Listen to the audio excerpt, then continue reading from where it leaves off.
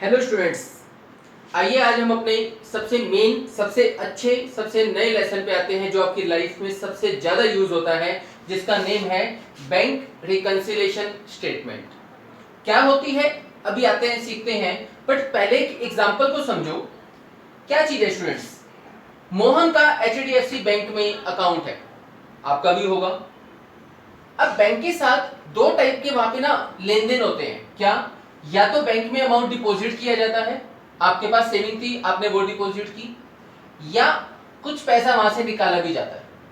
ठीक है, अब बात क्या है, कोई भी लेन देन हो, चाहे वो डिपॉजिट किया हो, पैसा जमा किया हो, या पैसा निकाला हो, उसको कौन लिखेगा? मोहन ने बैंक में 1 लाख का अमाउंट डिपॉजिट किया, तो उसको कौन लिखेगा? मोहन, बैंक, या दोनों? हम कहेंगे जी उसको दोनों लिखेंगे। तभी ये लाइन देखो, कौन लिखेगा? दोनों, बाय बोथ। ठीक है, मोहन कहां लिखेगा? मोहन लिखेगा बच्चों कैश बुक में। बैंक का लिखेगा, बैंक लिखेगा पासबुक में। अब पासबुक क्या होती है जी? पासबुक बच्चों, बैंक आपको एक छोटी सी बुक देगा, बुकलेट होती है एक, जिसमें सब कुछ जो लिखा हुआ होता है ना, वो बाय बैंक होता है।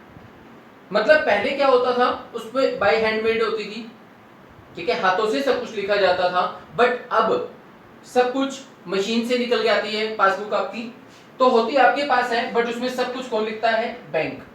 कैश बुक कौन बनाता है? आप बनाते हो, आपको पता है इस चीज का। कैश बुक कौन सी बनाई हुई है आपने?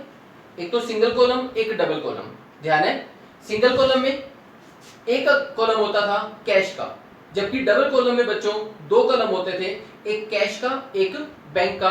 तो कैश बुक का जो बैंक कॉलम है ना बच्चों, वहां पे इन सबको लिखा जाएगा। ठीक है, ड्यू टू दिस, क्योंकि इसको दोनों लिखेंगे, इसलिए कैश बुक का एंड पासबुक का जो बैलेंस है वो इक्वल होना चाहिए। होता भी है, यूजुअली होता है, इक्वल होना भी चाहिए, क्योंकि एक ही लेन देन को दोनों लिखेंगे। अब ऐसा तो है नहीं कि आपने बैंक में एक 1 लाख का अमाउंट डिपॉजिट किया, बैंक में हो गया 10 लाख का, ऐसा तो नहीं है ना।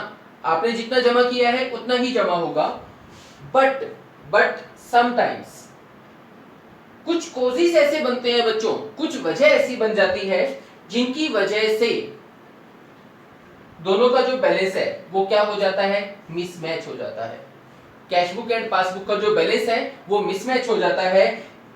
अब बैलेंस मिसमैच हो गया तो इसका सॉल्यूशन क्या है? इसका सॉल्यूशन है, एक स्टेटमेंट बनाओ जिसका नेम है बैंक रिकंसिलिएशन स्टेटमेंट। ठीक है जी, एग्जांपल देखो। वैसे तो देखो इसके कितने कॉजेज हैं, बहुत है, 10 प्लस है जिनकी वजह से बैलेंस मिसमैच होता है। एक छोटा सा एग्जांपल है, मोहन डिपॉजिटेड 1 लाख, मोहन ने 1 लाख का अमाउंट डिपॉजिट किया, बट बैंक ने उसको लिखा एज 10,000। बाय मिस्टेक, गलती हुई है, बैंक ने उसको बाय मिस्टेक कितना लिख दिया? 10,000। बैलेंस तो मिसमैच हो गया ना। इसी समस्या के समाधान के लिए यही सॉल्यूशन हमें चाहिए, क्योंकि जो बैलेंस मिसमैच नहीं होना चाहिए था वो मिसमैच हो गया। इसीलिए आपको एक स्टेटमेंट बनानी है जिसका नेम क्या होगा? Bank reconciliation statement. सेम यहां पे है मीनिंग इसका।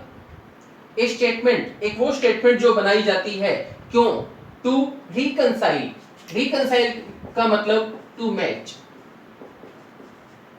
मैचिंग के लिए, दोनों का वापस सेटअप बनाने के लिए, लेवल 1 हो जाए, the balances of cash book and passbook. ठीक है जी, तो ये आपका था मीनिंग बैंक रिकंसिलिएशन स्टेटमेंट।